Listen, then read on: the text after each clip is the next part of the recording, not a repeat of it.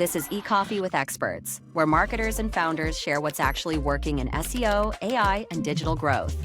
Grab your coffee and fuel your mind as we chat with top minds about their wins, struggles, and lessons you won't find in a blog post. Brought to you by Digital Web Solutions, we bring real talk to help you grow your business, one episode at a time. Let's get started. Everybody's talking about AI, whether it's good or bad, but being the person in charge of AI SDR, can you fill the audience in, as head of marketing at AI SDR, what does AI SDR do? Basically, it helps people send outreach using the AI across the entire outreach cycle, from prospecting to the actual conversations that result in pipeline. So outreach that's good to the level that you expect it to be good, that converts and has, a monetary level attached to it. So that's just in a nutshell. Yeah, I love it. And as I was doing my research, I was looking on the AI SDR website, and I was just blown away by how well the website flows. It's intuitive, and you got information out of me that I didn't expect to give. And it was so easy for me to give it. One, because what I was going to receive in return is tasty and something that I really desired. But two, there weren't any long form fills. It was like a little bit of information here, a little bit there, a little bit there. And by the end of by the time I was at the bottom of the page, I was like, oh my gosh, they have they have my birth certificate. How did that happen? How are you thinking about getting new leads in? How do you make that so magical? Thank you. Well, basically, my take on that is that the traditional, lead gen format is more or less dead with the AI. Like, if you can get the same information by asking a question in ChatGPT, chances are you will not leave your email on some website. So whatever you're giving the person has to be really valuable and not replaceable by a random search. So that's one. And two, people are less likely by the hour to give you their personal information if you ask for a lot of it. So you have to break it up between the forms, and then within the CRM, you just build the larger picture from bits of data collected at different points. And then whatever's missing that you can afford to miss, you can enrich using a variety of tools. Like, you can use your built-in CRM tool set, or I personally prefer using AI SDR. We have a great enrichment component.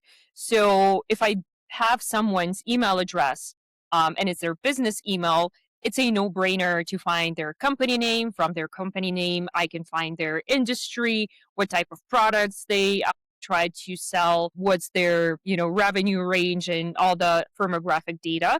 And you no longer have to chase the person and scare them away by how much data you want from them. You can just get it. Publicly available data, obviously. And you're right, there Obviously, are yes. tons of right. There are tons of enrichment tools. So how does that play into, let me just back up.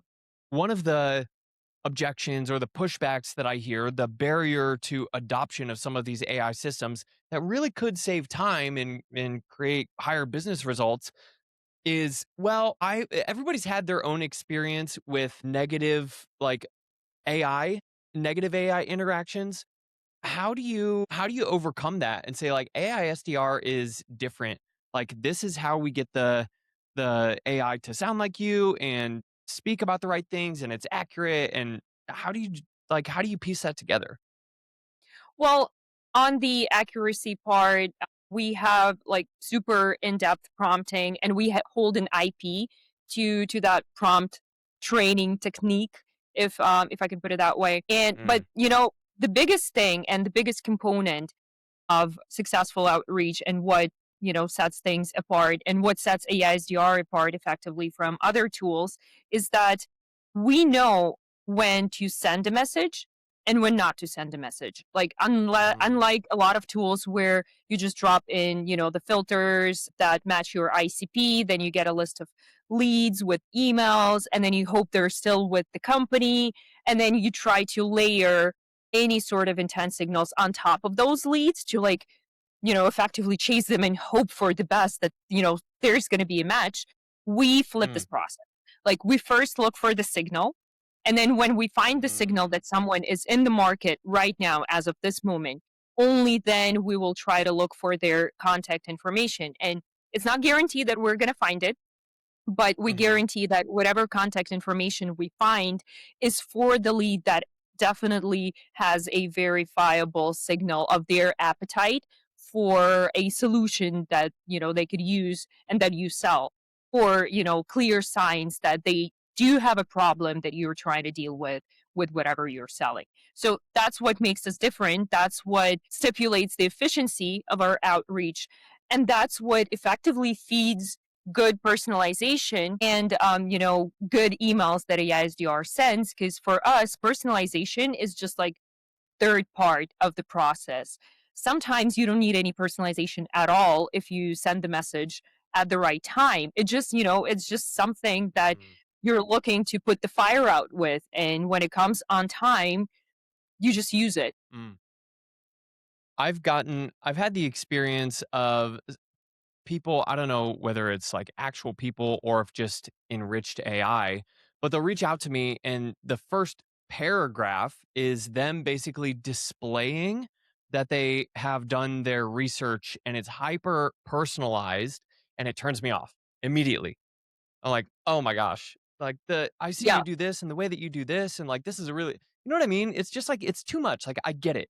But there was, I think I saw a screenshot from a marketing conference that said something like if the subject line is role based or location based or the combination of the two versus name, there's a higher open rate and like the reply rates are much higher. Is that kind of what, like is that what you're talking about? To an extent, yes. So less so on the subject line, because that is very specific, and different industries go for different things. Mm, I like it to be short and very specific and grammatically correct. Because the other day I yeah. received an email where it was just three words: Reddit questioning Alina, and there was no comma. And I was like, well, thank you for letting me know that Reddit's questioning me. So, and something not that is not obviously off, but you know, Yeah.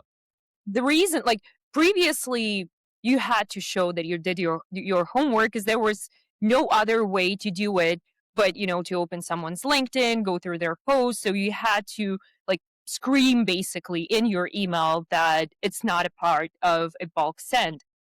Right now, Mm, you can no longer surprise anyone with that. So it reads like empty vanity from the current standpoint. And right now, what yeah. works is telling people in the first paragraph, or better, even in the first sentence, why on earth are you asking for their time? Like, why are you reaching out to them in the first place? And if you fail at that, whatever cool offer you're pitching down the line, it just never gets read. So, hitting Mm, the mark with a good hook and explanation, like why are you trying to put your foot into their door, is what does it. mm. And that's relevancy, basically. Yeah. Yeah. Relevancy. Maybe I'm just a simpleton or I'm a little bit behind. But when you say we're looking for signals to become, to build that context with the lead and make sure our messaging is right on point, it's timely, it's relevant. What are you like? How are you finding signals? Like, what kind of signals? Like, maybe some examples. Yeah, yeah, absolutely. I got plenty.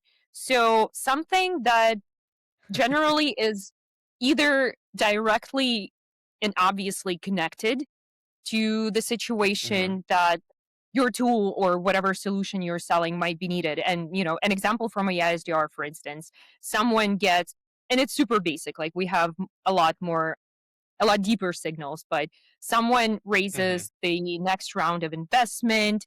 The person in the RevOps role, or, any head of revenue, is most likely going to face a demand from the stakeholders and the investors to 3x their revenue. So they're going to be looking for ways to start, making 3 times the same amount of money fast. And that's when AI SDR can enter as like ways to generate more pipeline and help them reach that goal because they're going to be under pressure by the investors. You got to report on that.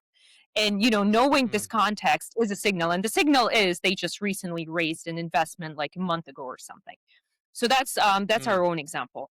One of my favorite examples from one of our clients is like restaurants in California that recently took fire damage within like the last week. And then the client was pitching them whatever services, but it's like it's super time sensitive.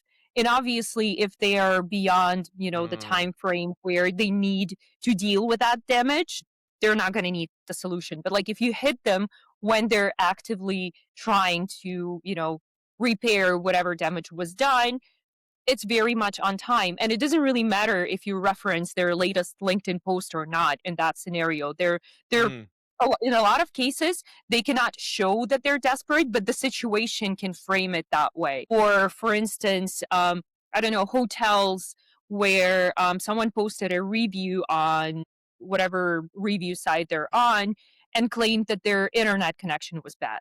That is a good signal. mm, And like, if you reach out to that hotel and pitch the service and reference not the post that the specific person made, but this review that you could find with the AI, it opens the door because it's valid. The information is there. You didn't have to fabricate it, and you didn't have mm. to try to clickbait them by referencing something that they are talking about that might not even have anything to do with what you're selling. Hey, we hope you're enjoying the coffee and the conversation so far. This show is powered by Digital Web Solutions, and if you've ever wondered how the biggest brands actually build authority, this is it. DWS has a massive network of over 250,000 publishers, real sites that help you rank on Google, and more importantly, stay visible in AI search. It's the heavy lifting most teams just can't do on their own. As a thank you for listening, they're offering an exclusive free strategy call just for our eCoffee listeners. It's a great way to map out your authority plan for 2026. Just click the link below to book yours and see how they can help scale your brand.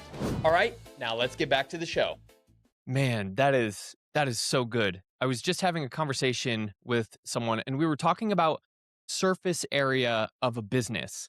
How if you're starting a new business, let's say, and as a let's say like a, you know, you've been a consultant and now you're looking to expand in your business and you were the CEO or marketing Mhm. director and you want to go out on your own, right? Right. There's just so much that you know and it makes it really hard to for, prospects to latch on and engage because they have a bunch of different problems. And if you're too general and you're not specific, it's the reason why there's a spear tip.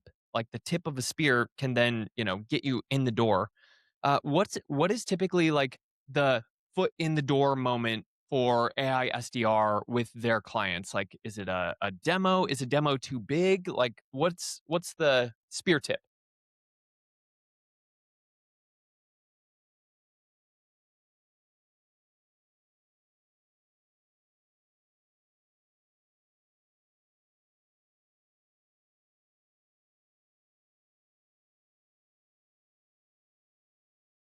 Mm,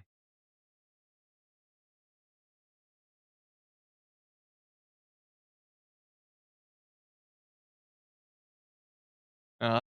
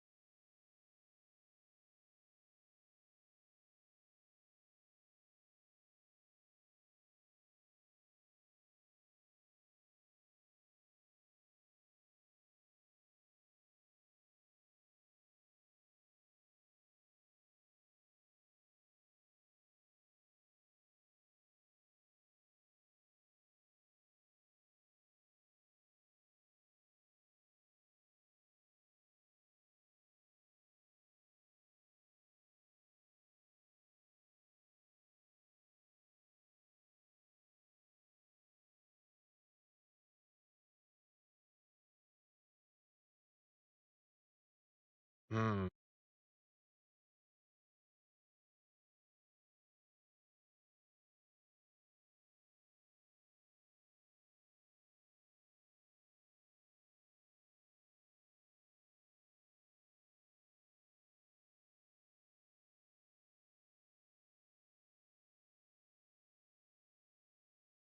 Mm,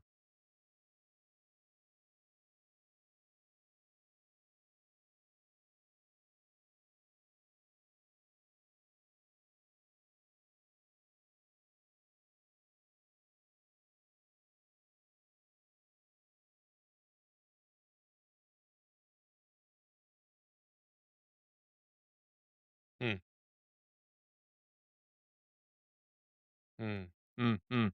You said fire the prospect. Now, yeah, it does. But I want to hone in on that specific word because I've heard of fire your clients if they're causing problems, 3 months down the road. But it seems that so many businesses are just hungry for new leads. They just want more new leads. And then I think what they realize is if they rub the lamp and the genie grants them the wish of more leads, now they're overwhelmed with these tire kickers or like low quality leads. So you said fire the prospect, which is really interesting. You started to go on ways of like how to disqualify those people. Is it just a budget thing or what else disqualifies a prospect?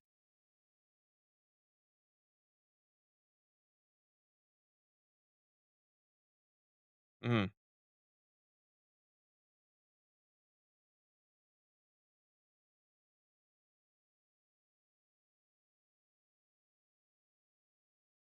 mm,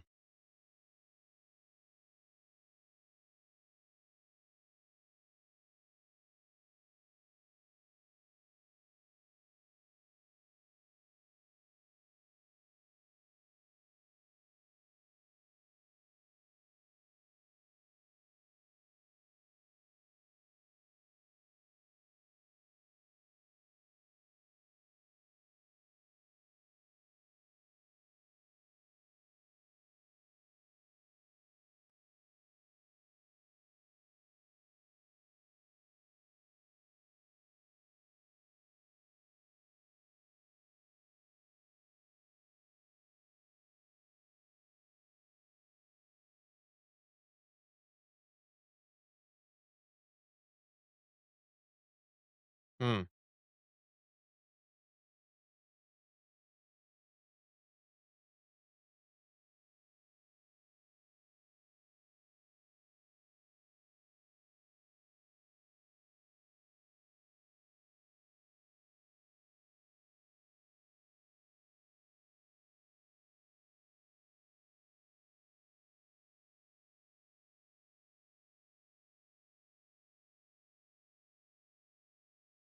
Mm.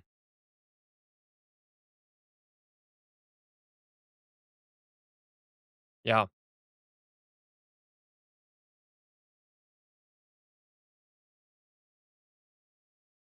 Mm,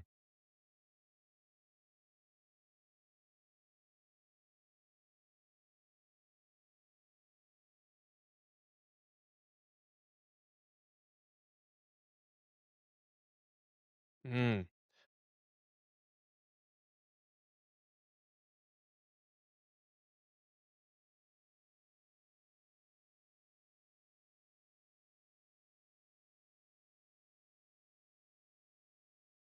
Mhm.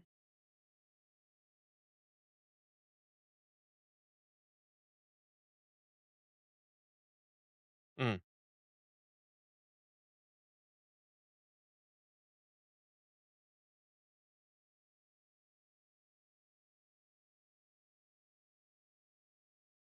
mm,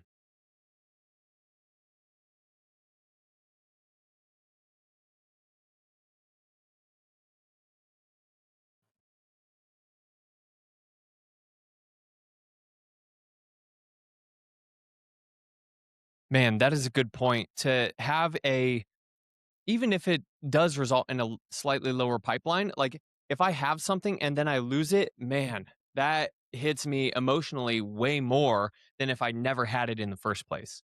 So I love that. And I think that's a lesson that I can apply to other areas of my life too. Like bring it in and do everything you can to hold on. So talk to me a little bit more about discovery because everything that's happening, not only in the interaction with AI, like agents and things like that, SDRs, AI SDRs, but in terms of people's like the search journey. might start in ChatGPT or Claude or Perplexity and then go over to Google for a branded search and then we land on your website. But sometimes it might go through like a listicle, top 10 outreach AIs for 2026. How are you where are most of your prospects coming from these days?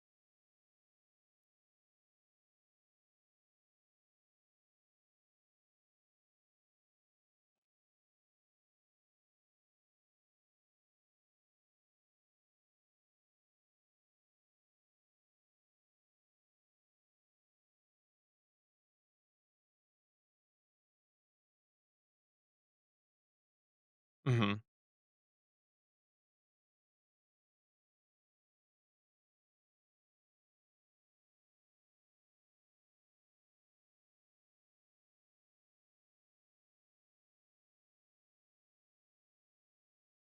Hmm,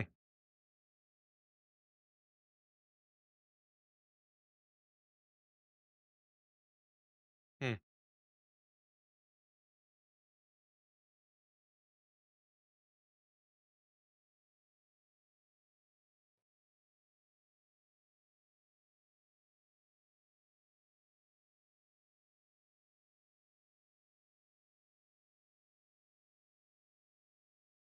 yeah, yeah, I mean, that's one of the benefits of having, like, the strong keyword as the actual brand name. I mean, there's mixed perspectives on that. Some people say, like, well, it's not like a specific, right, brand name like Asana or something.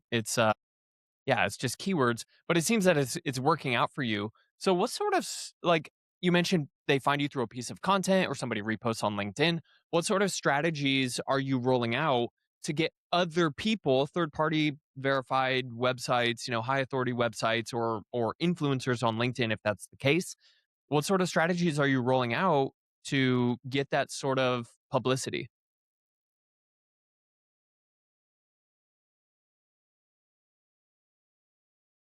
Mm,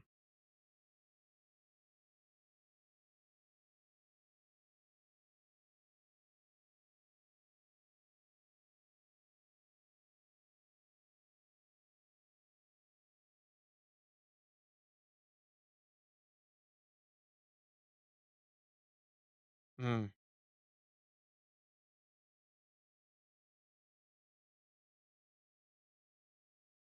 mm,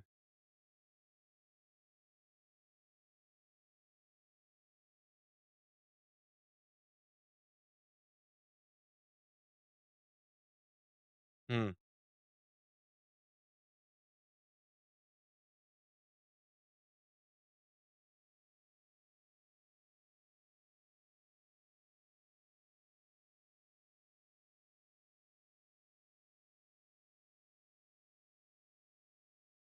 Mm.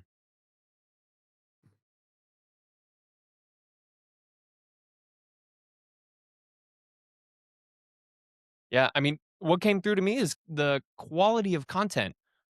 Like, AI has solved output. There's no problem with generating content, but it's the input, like the extraction of like yeah, expert commentary of like first party data of that sort of data aggregation that you were talking about and finding reputable sources to put it together in something that's valuable for the industry. Uh, I feel like a lot of folks haven't really leaned into that as much as they should. Do you have a process, like a repeatable process, or is it kind of like ad hoc of like, hey, we're going to put together an industry report. We're going to do almost like a PR release, whether or not you call it that. Is there like a process that is constantly going on of this researching, data aggregation, and then writing it?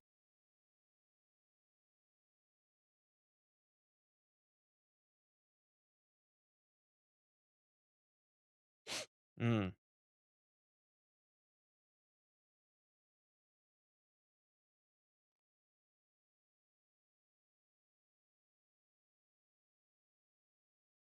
mm.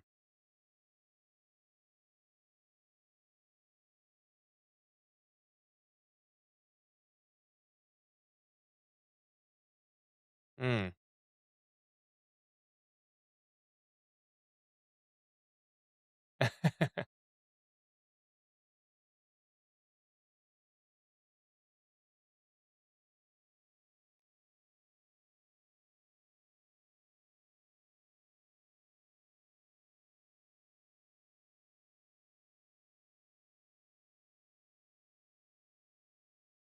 Uh-huh.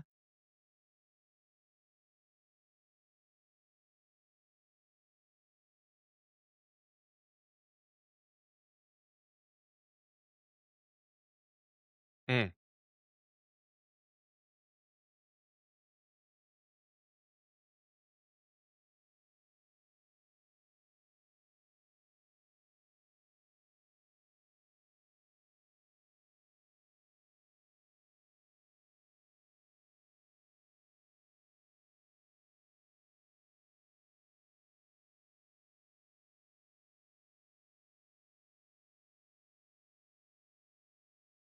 Mm.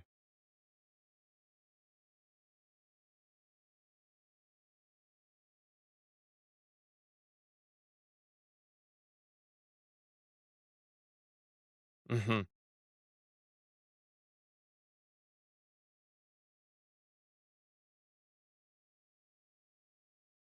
Yeah, also fine. Like you said, for every successful, campaign or initiative, there's usually multiple things that have failed that led to this successful one.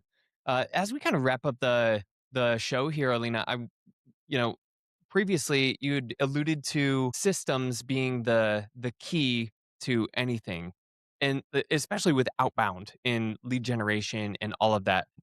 What are some, in your years of experience in marketing and now working for this company, what sort of systems will you not sacrifice?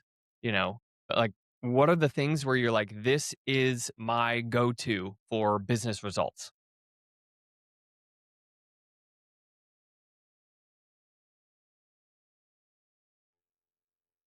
Yeah, yeah. Okay, yeah. I was thinking workflows, in terms of like your daily operations. Maybe it's managing a team. Maybe it's like setting up a campaign.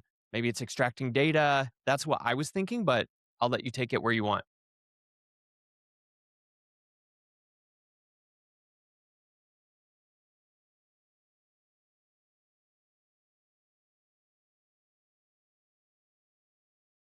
Mm.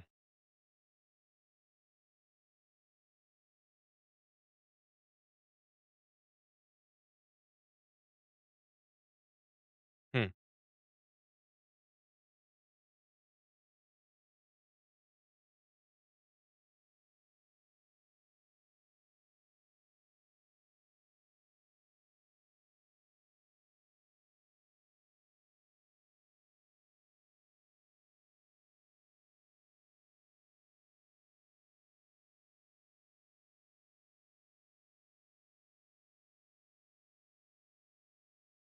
Mhm.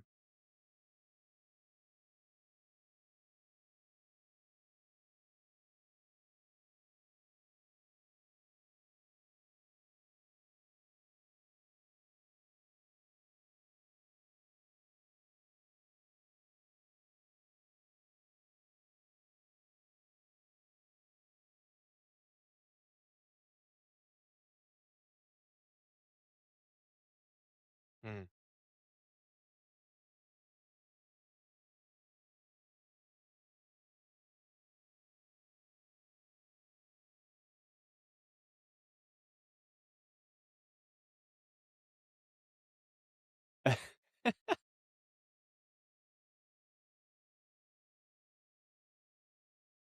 Yes. Do the trick. Yes, I completely agree. And man, it's kind of like the startup businesses 101 is like always talk to the customer first, like the people who are going to use it, validate with them first. When when people are saying it's business is hard, it's hard to grow a business, it's typically what they're talking about is it's hard to talk to people and understand what they're thinking, right? Because there's a fear of maybe the hypothesis, whether or not I've written it down, my hypothesis, my great idea might be wrong and it might be irrelevant. And so going like starting with that hypothesis, okay, like are there, just to wrap it up, are there three kind of buckets or like step one, two, three? Let's say I have a hypothesis which come from my customers. Like it sounds like that is the first step. Like I talk to my clients based on their input, I form a hypothesis, then I fill in the blank for me.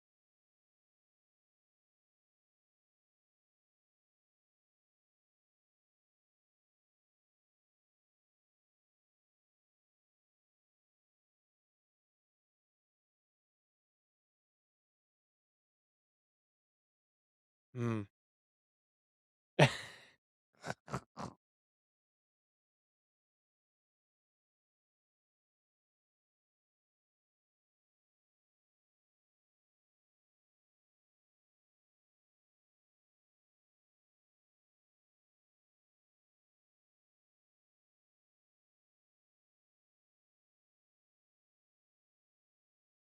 Mm.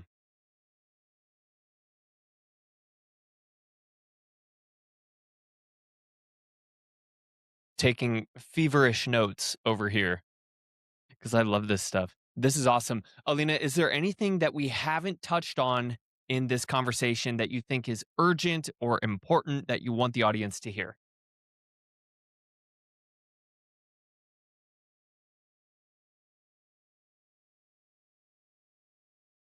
Mm,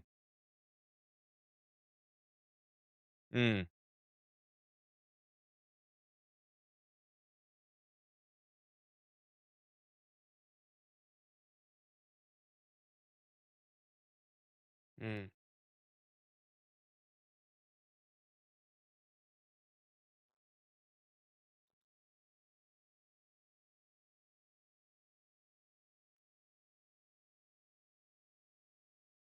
mm,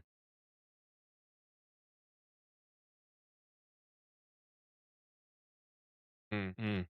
Yeah, I agree. It's all about the man. It seems like we keep coming back to the data and understanding the humans and just using AI and tech to enable that process to understand humans better. It's hilarious. I just had this thought the other day. We are learning a ton. Yeah, like we are learning so much from AI because of the access to information, but they are also learning a ton about us and how we gauge, is this AI good or is it getting better? Is it becoming more like me? Is it becoming more human? What a time to be alive. What a time to be alive. Alina, where can we learn more about you and how do you prefer that people connect with you? Sure.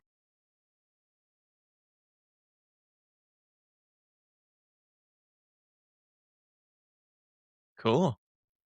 Yeah. And if for the audience, if you haven't gone to the website aisdr.com, if I'm not mistaken, go there and you'll get the same experience that I had, which I described at the top of this conversation. I think you will be pleasantly surprised at how they approach interaction with a cold prospect or with a cold website visitor. And I took notes as I was going through the page because it was really good. So great job. Thank you for being a great guest here, and we will talk to you next time. Cheers.